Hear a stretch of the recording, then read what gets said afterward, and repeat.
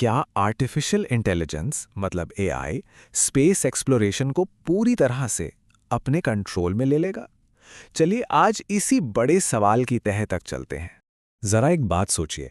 भविष्य में जब हम मार्स या जुपिटर के किसी मून को एक्सप्लोर करने निकलेंगे तो वहां कौन होगा? हमारे जैसे एस्ट्रोनॉट्स या फिर सिर्फ इंटेलिजेंट रोबोट्स? ये सुनने में आज किसी साइंस फिक्शन मूवी जैसा लगता है ना? पर सच तो ये है कि ये हमारे स्पेस एक्सप्लोरेशन का आने वाला कल हो सकता है। तो चलिए सबसे पहले ये देखते हैं कि आज एआई स्पेस में असल में कर क्या रहा है। देखिए, ये कोई भविष्य की बात नहीं है।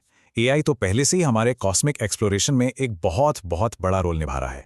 इसका सबसे बढ़िया एग्जाम्पल है मार्स पर घूम रहे हमारे रोवर्स, जैसे परसिवियरेंस रोवर। वो ऑटोनॉमस नेविगेशन यूज करता है। मतलब वो मार्स की ऊबड़ खाबड़ जमीन पर आने वाले गड्ढों को, पत्थरों को खुद ही पहचानता है और अपने लिए सबसे सेफ रास्ता भी खुद ही चुनता है। और ये सब धरती से कोई कमांड लिए बिना। पर ऐसा करना इतना जरूरी क्यों है? इसकी सीधी सी वजह है कम्युनिकेशन डिले। धरती और मार्स के बीच एक सिग्नल को जाने और वापस आने में पता है कितना टाइम लगता है? 4 से 20 मिनट। अब सोचिए, आप यहां से जॉयस्टिक हिला रहे हैं और रोवर को 20 मिनट बाद पता चल रहा है। ये तो बिल्कुल भी प्रैक्टिकल नहीं है, नामुमकिन है। और बस यहीं पर एआई की ऑटोनॉमी यानी खुद फैसला लेने की जो ताकत है वो गेम में आती है। तो फिर चलिए सीधे सीधे तुलना करते हैं इंसान बनाम मशीन और देखते हैं कि स्पेस जैसी खतरनाक और सच कहूं तो जानलेवा जगह के लिए एआई शायद इंसानों से कहीं ज्यादा बेहतर क्यों साबित हो सकता है। देखिए, बात बहुत सीधी है। इंसानी एस्ट्रोनॉट्स को जिंदा रहने के लिए ऑक्सीजन चाहिए, खाना चाहिए, पानी चाहिए। हम स्पेस के जानलेवा रेडिएशन के सामने बहुत कमजोर हैं और हमारी उम्र भी लिमिटेड है। दूसरी तरफ एआई रोबोट्स को देखिए, उन्हें किसी लाइफ सपोर्ट सिस्टम की जरूरत नहीं। वो भयानक से भयानक माहौल झेल सकते हैं और तो और सदियों तक बिना रुके काम कर सकते हैं। और जब मैं भयानक माहौल की बात कर रहा हूं तो जरा इन जगहों के बारे में सोचिए। वीनस की सतह जहां टेम्परेचर 460 डिग्री सेल्सियस तक चला जाता है, सब कुछ पिघल जाए। या जुपिटर के मून यूरोपा का ऑर्बिट जहां हद से ज्यादा रेडिएशन है। या फिर डीप स्पेस की जमा देने वाली ठंड। इन जगहों पर इंसान एक पल भी जिंदा नहीं रह सकता, लेकिन खास तौर पर बनाए गए रोबोट्स वहां आराम से अपना काम कर सकते हैं। तो ठीक है, अब जरा भविष्य में एक लंबी छलांग लगाते हैं। आइए कल्पना करते हैं कि आज से मान लीजिए 100 या 200 साल बाद एआई स्पेस एक्सप्लोरेशन को किस लेवल पर ले जा चुका होगा। फ्यूचर कुछ ऐसा दिख सकता है। अगले 50 सालों में एआई शायद अपने आप एस्टेरॉइड्स की माइनिंग कर रहा होगा। 100 सालों में स्पेस में एआई से चलने वाली फैक्ट्रियां बन रही होंगी। 150 सालों में खुद को ठीक करने वाले रोबोट्स के बड़े बड़े झुंड होंगे। और 200 सालों में एआई मार्स पर इंसानों के पहुंचने से बहुत पहले ही उनके रहने के लिए पूरी की पूरी कॉलोनियां बना चुका होगा। लेकिन यहीं पर एक बहुत बड़ा और थोड़ा डराने वाला सवाल भी खड़ा होता है।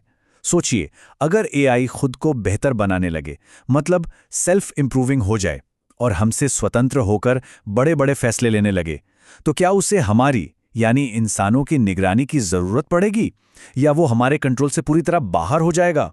कुछ एक्सपर्ट्स तो ये भी मानते हैं कि भविष्य में तारों के पार बसने वाली पहली महान सभ्यता इंसानी नहीं होगी, वो आर्टिफिशियल इंटेलिजेंस की होगी। और हम इंसान, हम बस उसे बनाने वाले, उसके क्रिएटर बनकर रह जाएंगे। सोचिए जरा इस बात की गहराई को। लेकिन चलिए इन फ्यूचर की बड़ी बड़ी कल्पनाओं से वापस आज की हकीकत पर आते हैं। एडवांस्ड एआई के साथ कुछ बहुत बड़े खतरे भी जुड़े हैं जिन्हें हम बिल्कुल भी नजरअंदाज नहीं कर सकते। सबसे बड़ा खतरा है स्पेस में ऑटोनॉमस हथियारों का बन जाना। फिर आता है अलाइनमेंट प्रॉब्लम, यानी अगर एआई के लक्ष्य इंसानों के लक्ष्यों से अलग हो गए तो क्या होगा? और आखिर में शायद सबसे बड़ा डर, क्या इस पूरी प्रक्रिया में इंसान गैर जरूरी मतलब इररिलेवेंट बनकर रह जाएगा? ये सवाल बहुत गंभीर हैं। लेकिन हाँ, एक रियलिटी चेक लेना भी बहुत जरूरी है। जिस सुपर इंटेलिजेंट एआई की हम बात कर रहे हैं उसे टेक्निकली एजीआई यानी आर्टिफिशियल जनरल इंटेलिजेंस कहते हैं। ये वो एआई है जो किसी भी काम को इंसानों की तरह समझ और सीख सकता है। और सच बताऊं, इसे अभी तक बनाया नहीं जा सका है। आज का एआई कुछ खास कामों में तो बहुत अच्छा है, लेकिन उसमें हम इंसानों जैसी कॉमन सेंस या जनरल समझ नहीं है। तो फिर सबसे ज्यादा रियलिस्टिक और मुमकिन भविष्य क्या हो सकता है? वो है इंसान और एआई का मिला जुला भविष्य, एक हाइब्रिड मॉडल। इस मॉडल में एआई सारे खतरनाक, मुश्किल और बड़े लेवल के शुरुआती काम करेगा, वो ऐसी जगहों को एक्सप्लोर करेगा जहां इंसान नहीं जा सकते और हमारे लिए पूरा इंफ्रास्ट्रक्चर तैयार करेगा। और उसके बाद इंसान वहां पहुंचकर बड़े और क्रिएटिव फैसले लेंगे और वहां बस्तियां बसाएंगे। ये एक परफेक्ट टीम वर्क हो सकता है। और देखिए, सच तो ये है कि अंतरिक्ष इतना ज़्यादा बड़ा है कि इसे अकेले इंसान कभी पूरी तरह एक्सप्लोर नहीं कर सकते।